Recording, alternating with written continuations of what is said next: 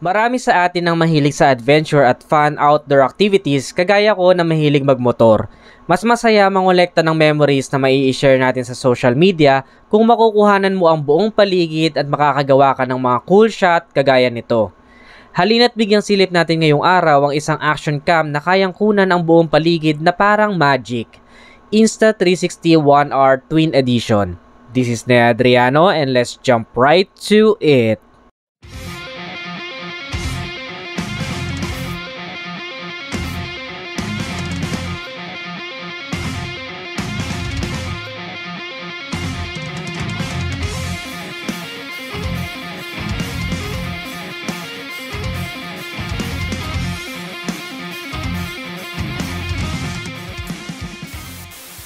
Good day, netizens. This is Nea Adriano. Kung bago ka lang sa channel ko, don't forget to subscribe. Also hit that notification bell para lagi ka notified once may bago tayong upload. So for today's vlog, papakita ko sa inyo yung functionality nitong Insta360 1R na pinadala sa atin ng mismong Insta360.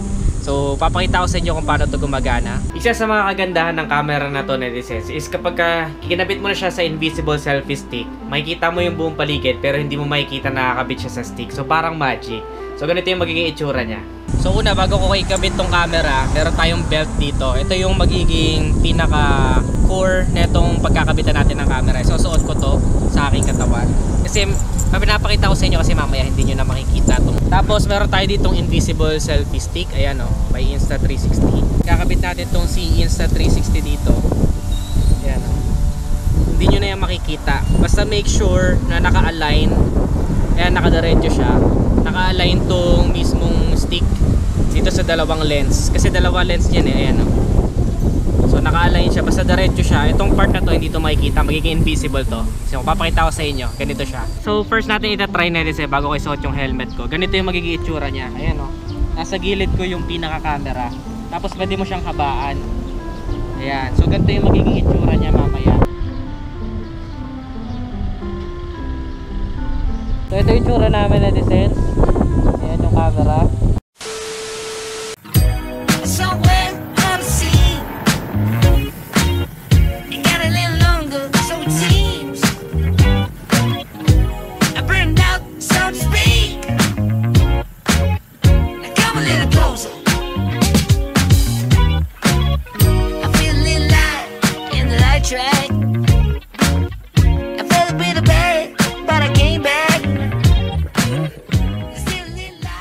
Bale yan, netizens, itong Insta360, ang maganda dito is detachable yan. So ito yung pinaka base nya. So pag tinignan nyo parang Lego yan, no?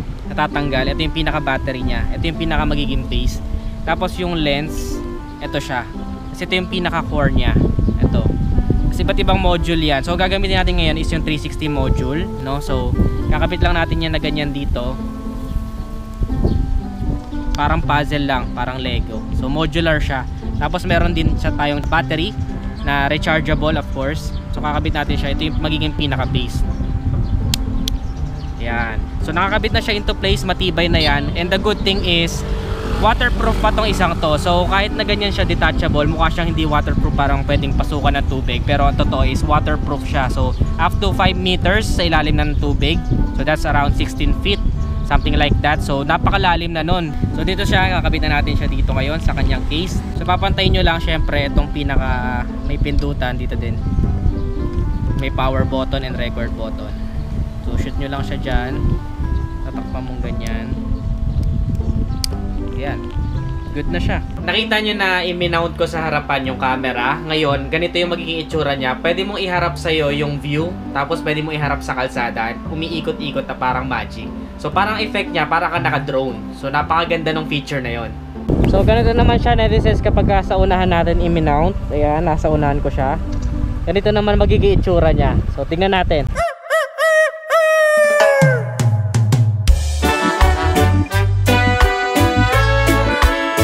Music is love, and love is music.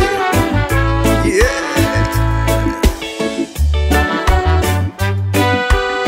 Sing the song, brother, sing the song. Sing the song, you could never be wrong. Yeah, yeah, yeah.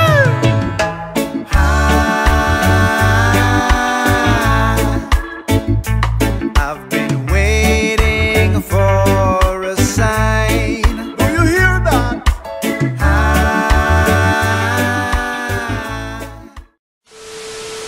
pwede ka rin medyo maging creative sa camera na to. Pwede kang mag-create ng tiny world para makita mo yung parang nasa isang mundo ka na maliit, tapos nakikita mo yung buong paligid. Yes, napakaganda and napaka-cool ng tricks na yon. So, ganito yung magiging itsura niya naman.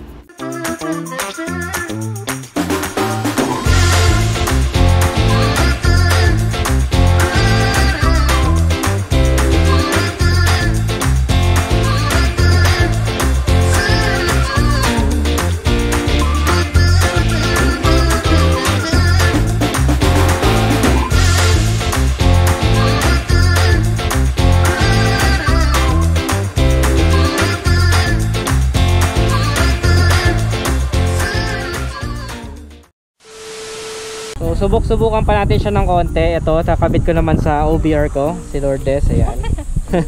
Siya naman yung may suot nito. Tingnan natin yung parang rear view naman itong camera 360. Tara!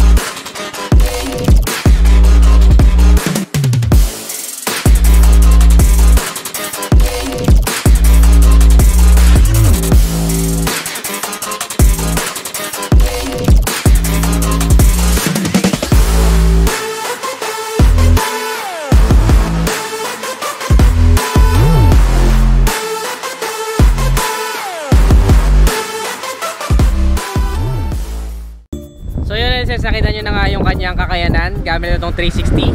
So napakaganda ng mga magagawa nyo tricks kung mag-i-invest kayo dito, kung gusto nyo mag-motovlogging and kung gusto nyo i-level up yung game sa inyong pag-shoot, kung nagbabike kayo and gusto nyo makuhanan yung scenery na isang buo. So napakaganda na talaga na itong camera na to.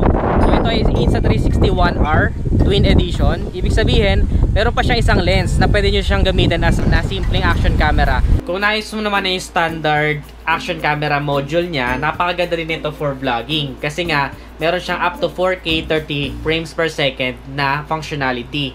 So that's very best kapag gusto mo na future proof na yung camera mo.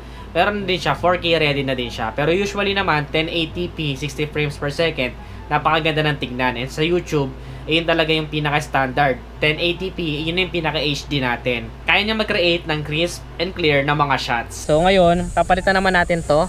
Itong pinaka-module niya. Is-mount mo lang dito. Tapos buksan, parang pintuan lang. Yan. Turn off natin yan. Tapos tatanggalin natin yung battery niya. Ganun lang kasimple. Tapos tanggalin mo lang to. So syempre, iwasan mo na magasgasan to. Kaya meron siyang ganito. Ayan, parang lens cap. Ayan, kakabit mo lang siya dyan para hindi magasgasan. Ayan oh, hindi na siya magagasgasan yan. Tapos kunin lang ulit natin to, itong pinaka core. Tapos ito na yung 4K lens. So gagawin natin para siyang selfie cam. So ilalagay natin yung screen paharap. Yan. Okay na to, pwede na tong action camera and magagamit nyo na to, waterproof din siya kahit itong ganitong klase na 4K lens yung ikabit ninyo. So testing natin ngayon kung ano itsura niya kapag ka dito na. So isi-shift ko yung camera from this to this. So ito na, netizens, ito na nga yung camera ng Insta360 na 4K lens. Kinabit lang natin siya sa core, tapos ito na yung ma-expect ninyo. Medyo mahangin lang dito, so baka maapektuhan yung audio.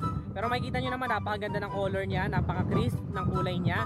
At the same time, maganda rin yung audio niya kahit wala tong mic. Wala akong kinabit dito na mic, pero pwede nyo siyang mabilhan ng mga mic adapter kung gusto nyo talaga ng mic. Para naman sa mas gusto ng better quality na audio, hindi kagaya halimbawa ng GoPro, kailangan ko pang bumili ng parang mga brick na ganito kalalaki na halos nasa 3,000 pesos.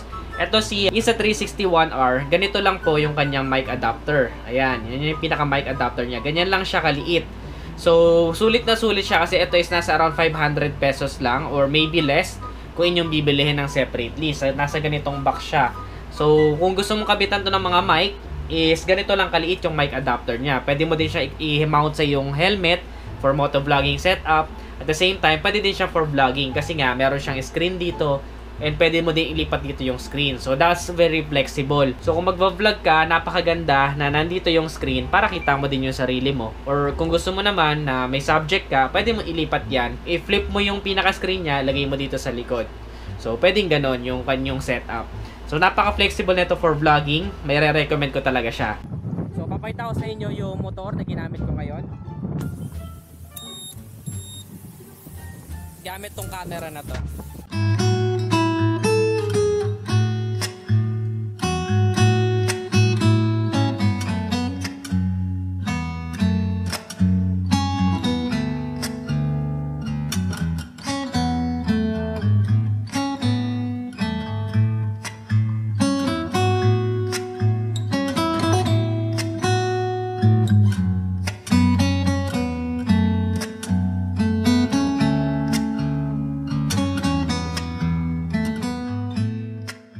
Sa mga magtatanong, napakadali lang po niyang i-edit dahil meron na siyang application na pwede mong i-download sa iyong mga smartphone kagaya nito. And then dito mo na siya i-edit. Mas madali pa siyang i-edit compared sa ibang 360 camera dahil ito, mismong file mo, pwede mo siya i-edit bago mo i-export. Hindi kagaya ng iba na kailangan mo na i-export bago mo i-edit. So makakasave ka ng time dahil kapag gusto mo na yung nai-edit mo dun sa raw file na nanggaling dito, tsaka mo pa lang siya i-export. So, makakasave ka ng time, hindi yung export, aantayin mo pang mag-export, tsaka mo i-edit. Magka-consume yun ng napakadaming time. So, mas okay siya na straight from the camera, pwede mo nang i-edit, tsaka mo i-export kapag nagustuhan mo na yung result. So, very easy lang siya and MP4 file yung inyong magiging export na final product. So, napakadali lang din ipasok sa mga editing software kahit sa cellphone ka pa nag-i-edit o kaya naman sa computer. Since ayun nga yung Insta360 1R na pinadala sa atin, maraming salamat dahil gagamitin ko pa ito sa mga future na vlogs ko, sa mga reviews natin para mas maganda yung makikita ninyo. Nagustuhan ko siya so far. So that's it for the Insta360 1R. Sobra ko nagustuhan tong camera na to. Asahan nyo na makikita nyo pa to sa aking mga future vlogs para makapaghatid ako sa inyo ng mas magagandang reviews, mas mga cool shots pagdating sa mga motor, makita natin yung buong motor, also yung paligid na napakaganda. So abangan ninyo yung aking mga future reviews na may test drive. Of course, gagamitin natin itong Insta360. Ikaw netizen, anong masasabi mo dito sa Insta360? Comment your thoughts below. Nagustuhan mo ba yung mga cool shots na nakita mo dito sa vlog na to? Comment your thoughts. And kung magkano siya, ilalagay ko dito sa screen. Kung nagustuhan mo tong vlog na to, don't forget to give this video a thumbs up. Subscribe. Again, this is Nea Adriano. Always keep it cool and ride safe always. Bye-bye now.